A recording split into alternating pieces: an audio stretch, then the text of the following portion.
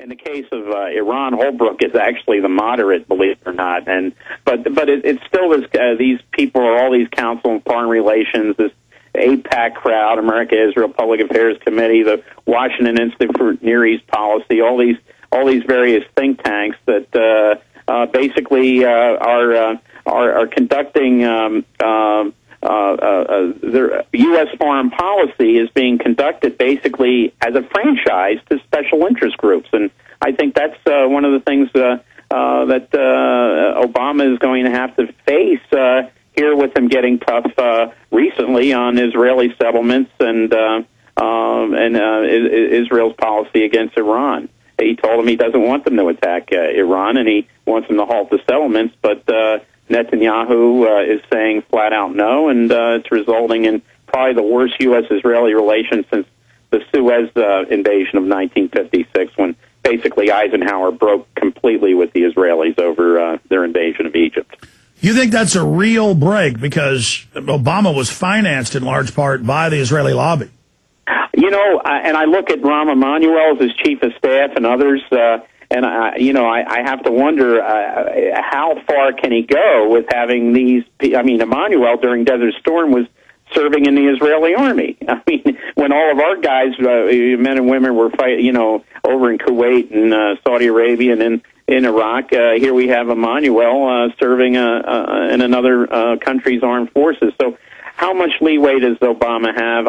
I wish I had my ear inside the West Wing, but I do know that Emanuel is probably one of the strongest chiefs of staff in recent memory, and in one case, he was cracking his knuckles at this cabinet meeting, and Obama said, "Rahm, I find that annoying. I wish you'd stop." He gets up and cracks his knuckles right in Obama's ear, and everybody laughs. And I think that was Emanuel's way to tell the visiting members of Congress and members of the cabinet, "Hey, I'm in charge here." And Wayne, I have to say that everything with Obama is betrayal.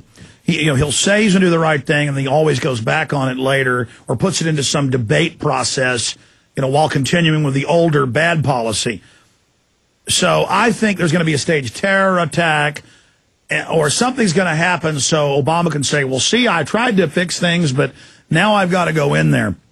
There's no way that the IDF Mossad agent, Emanuel, and all that money he got from Israel, there's no way they're not going to continue. But side issue, what are you hearing in Washington? Because I know you're right inside those intelligence meetings, covering them and for the press. The word is that Israel may go it alone and attack Iran. Would they do that without U.S. backing, or where do you see it? Well, I don't think they logistically could.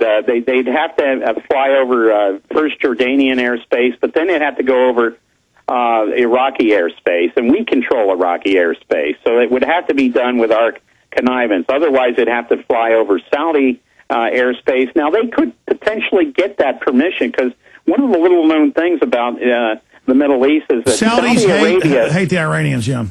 Yeah, they're really on the same page when it comes to the Iranians, and there has been a lot of low-level intelligence cooperation between Saudi Arabia and Israel on Iran, and also with the situation with Hamas and Hezbollah in Lebanon. It's very little known, but it has been going on for a number of years. So, would they?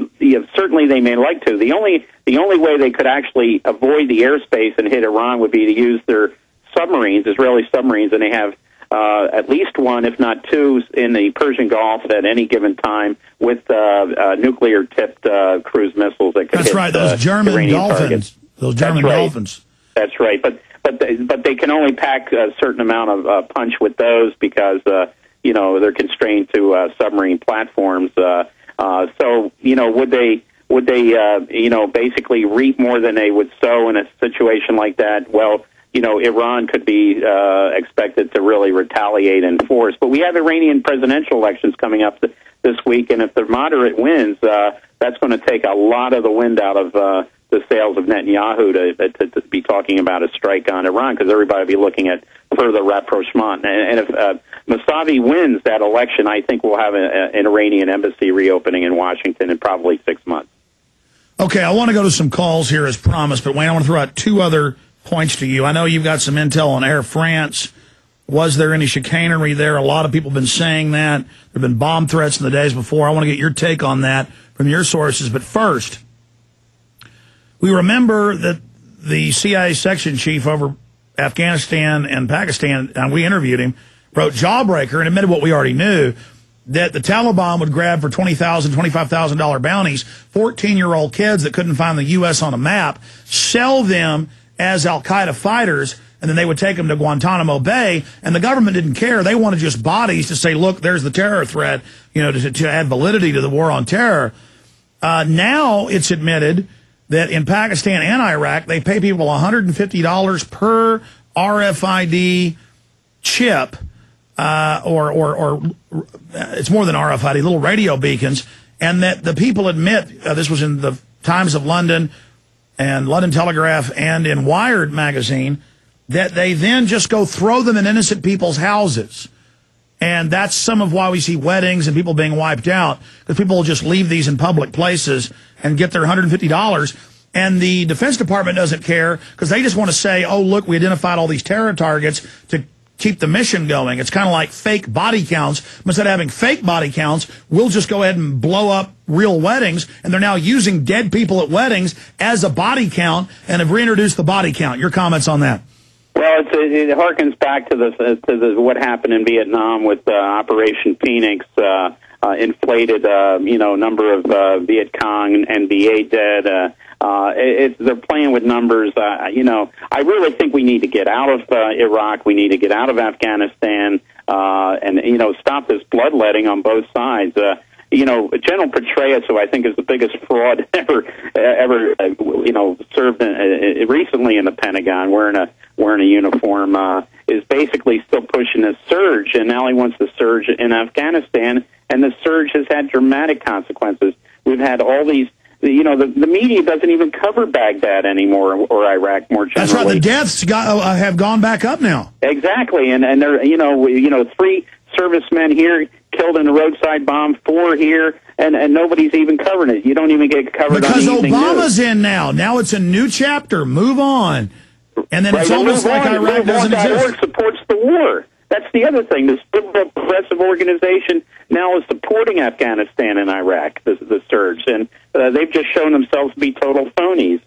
They're not progressive. They were just in it for themselves. Another George Soros-backed organization, and Soros is the chief and most wealthy troublemaker in the world today. What about Soros? He's had all his organs attacking me lately. It's kind of scary.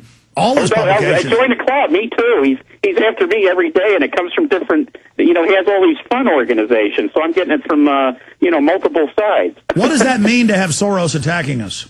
Well, I think it's good. I mean, it shows that we're not buying into his Hegelian view of the world, where he tries to create these opposition forces, and then he's going to capitalize on the chaos he creates. He puts these puppets in. He has these themed revolutions in Georgia, Ukraine. He calls them orange revolutions, tulip revolutions, and Lebanon. But I mean, that's my point. Is why is he bragging at press conferences that he's behind the crisis, which he really isn't, but he's capitalizing and saying, I'm having a great crisis, time of my life, culmination of my life. And then he's funding these eugenics movies saying carbon footprints are big. We got to have global taxes paid to him. I mean,